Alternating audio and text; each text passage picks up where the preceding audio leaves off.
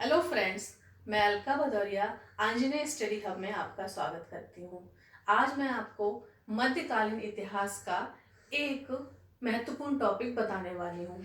इस टॉपिक में हम कुछ ऐसे फैक्ट जानेंगे जो आपके प्रिलिमिनरी एग्जाम में काफ़ी मददगार साबित होंगे, जो आपके यूपीएससी स्टेट पीएससी एग्जाम में आपको काफ़ी मदद कर सकते हैं। तो आज का जो टॉपिक है वो है भारत पर अरबों का आक्रमण। भारत पर सबसे पहला जो अरब आक्रमण था वो 636 ईस्वी में किया गया, लेकिन वो असफल रहा। तो उस आक्रमण को हम याद नहीं रखते हैं। भारत पर पहला सफल अरब आक्रमण 712 ईस्वी में मोहम्मद बिन कासिम के द्वारा किया गया। इसका मुख्य उद्देश्य जो था वो था भारत की अपार धन संपदा को लूटना और भारत में इस्लाम धर्म का प्रचार प्रसार करना। इसके साथ ही मोहम्मद बिन कासिम को एक महत्वपूर्ण काम के लिए, या बोल सकते हैं जो काफी फेमस रहा, उसके लिए याद करते हैं। भारत में जो जजिया कर था वो मोहम्मद बिन कासिम के द्वारा शुरू किया गया था, जो कि अकबर के द्वारा खत्म किया गया। उसके बाद उसको फिर शुरू किया गया और ये सिलसिला चलता रहा। तो भारत पर अरब आक्रमण में पहला जो सफल आक्रमण था वो 712 ईस्वी में मोहम्मद बिन कासिम ने किया। उसके बाद भारत में तुर्कों का आक्रमण होता है। तो पहला तुर्क आक्रमण जो था वो सुबुक्तगीन के द्वारा किया गया। इसका भी कार्य भारत में इस्लाम का प्रचार प्रसार करना और भारत की धन संपदा को लूट कर ले जाना था। इसके बाद सुबुक्तगीन का पुत्र महमूद गजनबी भारत पर कई बार आक्रमण किए।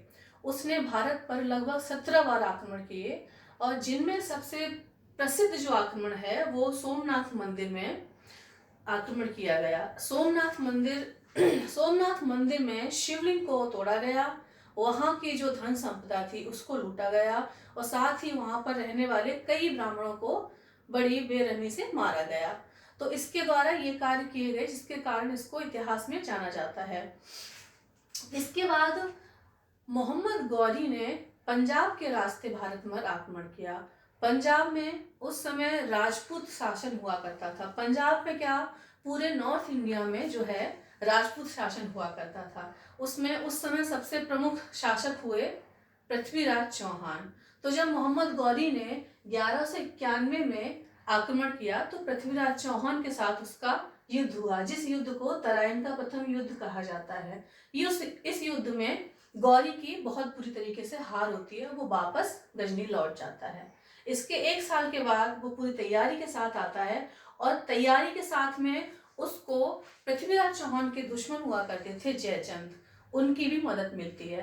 तो जयचंद की मदद से मोहम्मद गौरी 1192 में पृथ्वीराज पर फिर आक्रमण करता है, जिसको तराइन का द्वितीय युद्ध कहा जाता है। और इस युद्ध में पृथ्वीराज चौहान को हराया जाता है, जो कि एक छल के द्वारा हराया गया था। उनको हराया जाता है और भारत में मुस्लिम सत्ता स्थापित होती है। तो यहाँ पर ध्यान देने वाली बात यह है दोस्तों कि जो भारत पर पहला सफल अरब आक्रमण था वो 712 ईस्वी में मोहम्मद बिन कासिम के द्वारा किया गया, जबकि जो सत्ता है वो तराइन के द्वितीय युद्ध में स्थापित की गई। तो इस सत्ता स्थापना के बाद मोहम्मद गौरी के द्वारा भारत में अपना गवर्नर छोड़ा गया, जो कि मुख्यतः उसका गुलाम हुआ करता था, जिसे कुतुबुद्दीन ऐबक कहते हैं। कुतुबुद्दीन ऐबक को भारत का गवर्नर बनाकर गौरी वापस गजनी लौट जाता है।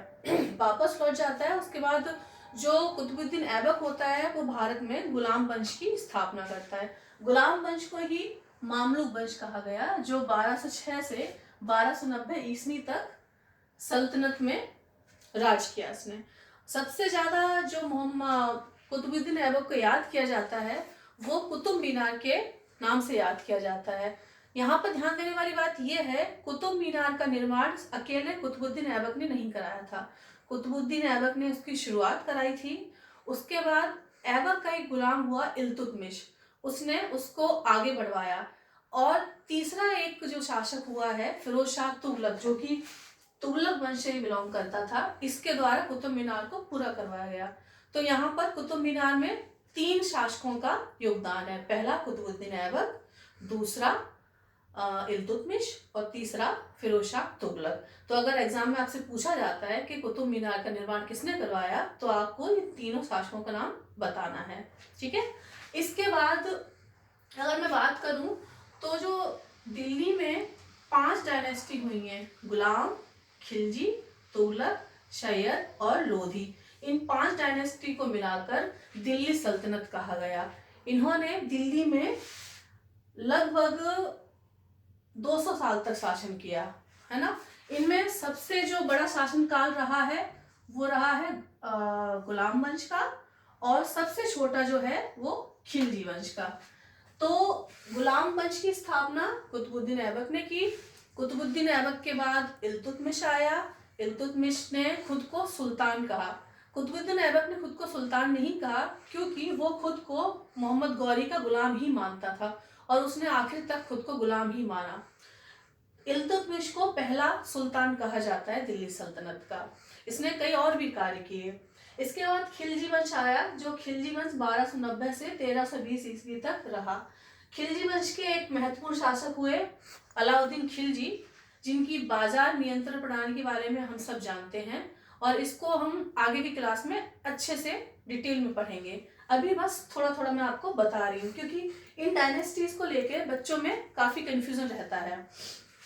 तो गुलाम वंश, खिलजी वंश, तुगलक वंश, सैयद वंश और लोधी वंश, इन वंश के बारे में स्टूडेंट्स में कंफ्यूजन होता है कि गुलाम पहले आया, तुगलक पहले आया, कि सैयद पहले आया, कि लोधी, इनकी जो सीक्वेंस होता है वो मिस कर जाते हैं वो। तो मैं आपको इन 5 डायनेस्टीज के क्रम को याद करने की एक छोटी सी ट्रिक बताना चाहती हूँ। इस ट्रिक को बोलेंगे गुड़ खाओ